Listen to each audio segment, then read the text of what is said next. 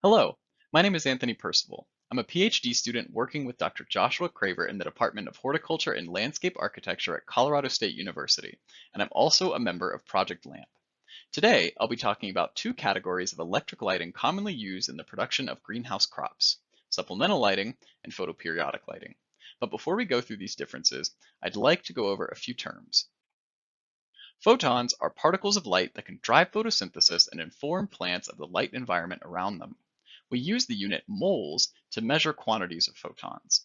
1 mole is equal to 6.02 times 10 to the 23rd photons, and 1 micromole is 1 millionth of a mole. Light intensity is an instantaneous measure of the quantity of photons that strike a 1 square meter area every second, and we write this as micromoles per square meter per second. For context, at a ground level on a clear day, the light intensity of sunlight is about 2,000 micromoles per square meter per second. The daily light integral, or DLI, refers to the quantity of light that hits our square meter over 1 day or photoperiod, and we use the units moles per square meter per day. The photoperiod is the duration of the day or light period. The natural photoperiod is from sunrise to sunset and varies by latitude and seasonally. Light quality refers to the color or spectrum of light, and we measure light quality by its wavelength in nanometers. For example, red light ranges from 600 to 699 nanometers on the electromagnetic spectrum.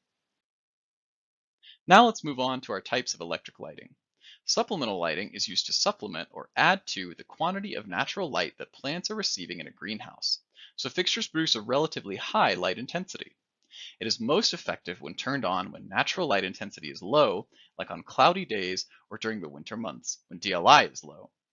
You can see in the figure to the left how the natural outdoor DLI changes throughout the year in the United States, and how that could inform appropriate lighting choices. Different plants thrive under different DLIs, but generally light intensity targets are greater for vegetable crops compared to floriculture crops. Multiple types of electric lighting can function as supplemental lighting. High pressure sodium and metal halide lamps, as well as light emitting diodes, are the most common. There are differences in the spectrum output by different supplemental lighting fixtures, but reaching a target intensity is generally more important than light quality for supplemental lighting. Energy use, intensity output, fixture efficacy, and initial cost are all important factors to consider when choosing a fixture. The key takeaway for supplemental lighting is that it is medium to high intensity light designed to drive photosynthesis. Now onto photoperiodic lighting. Photoperiodic refers to the photoperiod or day length that a plant experiences. Photoperiodic lighting should be used to extend naturally short days or interrupt long nights to promote faster flowering in long day plants or inhibit flowering in short day plants. Importantly, plants can detect relatively low light intensity, so photoperiodic lighting is often low intensity with a target at plant height of about 2 to 3 micromoles per square meter per second. This means that lamps designed for photoperiodic lighting are not suitable for supplemental lighting due to their low intensity. Some growers have reported increased growth from using photoperiodic lighting, but in many cases this has been shown to be plants stretching for light and may result in fragile, low-quality plants.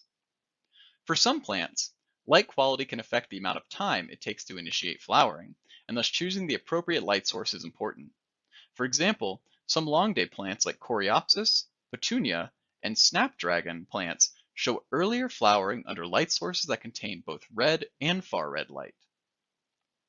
The diagram below shows the difference in day extension and night interruption strategies. Day extension involves extending the light period beyond sunset, while night interruption splits up one long night into two shorter nights.